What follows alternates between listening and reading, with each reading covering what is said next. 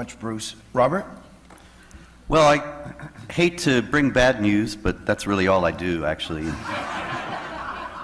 The fact is, people have been asking me yesterday and today, as well as at pretty much everywhere else that I speak, what can we do to encourage the moderates? And I've got to tell you that there are moderate Muslims, but there is no moderate Islam. That is an unpleasant fact, but it is a fact, and I'll explain. Now, moderate Muslims, people usually assume that that means Muslims who believe different things from the jihadis, that they don't believe that it is part of their religious responsibility to wage war against unbelievers. They don't believe that they should hate Jews and kill them. They don't believe that they should subjugate women and non-Muslims as inferiors in the society under an institutionalized system of discrimination and harassment. There is actually no such Islam. People talk in the West and they take advantage of our ignorance about Islam to mislead people into complacency. I'll give you an example. There is a 512-page fatwa against terrorism by a Pakistani Islamic theologian named Muhammad Tahir al-Qadri. And about 5 or 10 times a day, Muslims write to me and they say, "You say Islam is not a religion of peace. You should read Tahir al-Qadri." So I did. And luckily, you know, it's the wonders of the internet age. I was able to get a PDF and search it. And so what I did was I searched it for the Quran passages that exhort Muslims to commit violence and wage war against unbelievers. Because if he's really going to be presenting an alternative form of Islam, then it would be just commonsensical, would it not, for him to take up those passages and explain why Muslims should not take them as marching orders today. And I searched for chapter 9, verse 5, slay them wherever you find them. Chapter 4, verse 89, slay them wherever you find them. Chapter 2, verse 191, slay them wherever you find them. Chapter 9, verse 29, fight against the Jews and the Christians until they're subjugated and pay the tax. Chapter 47, verse 4, when you meet the unbelievers, strike at their necks, behead them. And others of that kind. 512 pages, he never mentioned any of those verses. Now, do you understand the implications of that?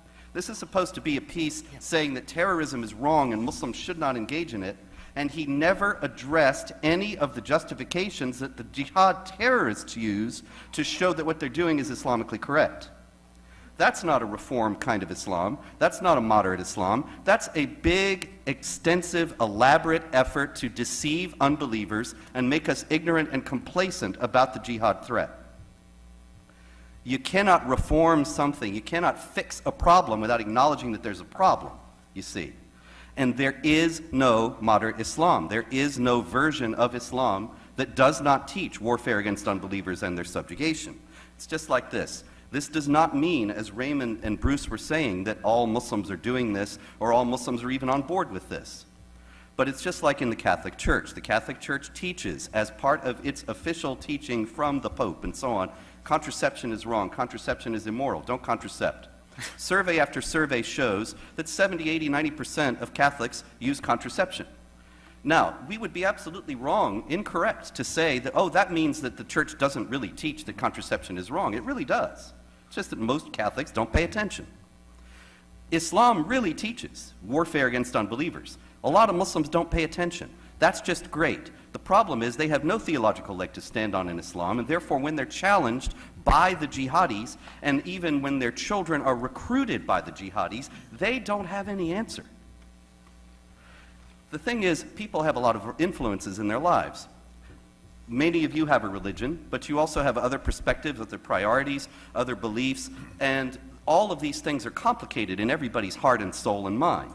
So that you have a spectrum of belief, knowledge, and fervor. Some people are very knowledgeable and very devout, whatever their religion may be, and some people bear the name of the religion, but they couldn't care less, or they don't know, or they're just more interested in something else.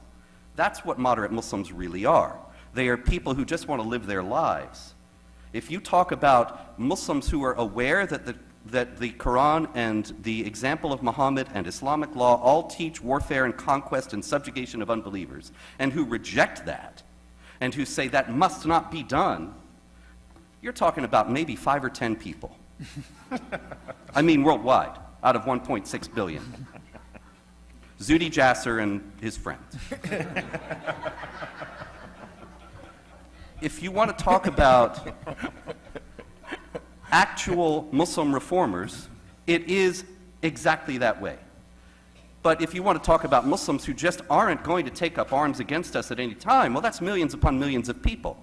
The problem is, when the chips are down, where will they side? They will side with the Muslims who are waging war. That is where their allegiance is. They probably won't do anything. But to base our foreign policy and our domestic policy, our immigration policy, to base the future of our nation, to base our children's lives on the idea that the vast majority of Muslims don't want to do this, don't care about jihad and conquest and subjugation, and that somehow some large group of Muslims who are moderates are going to rise up and fight against the jihadis and stop them, that is not only foolish, that is suicidal. Thank you so much.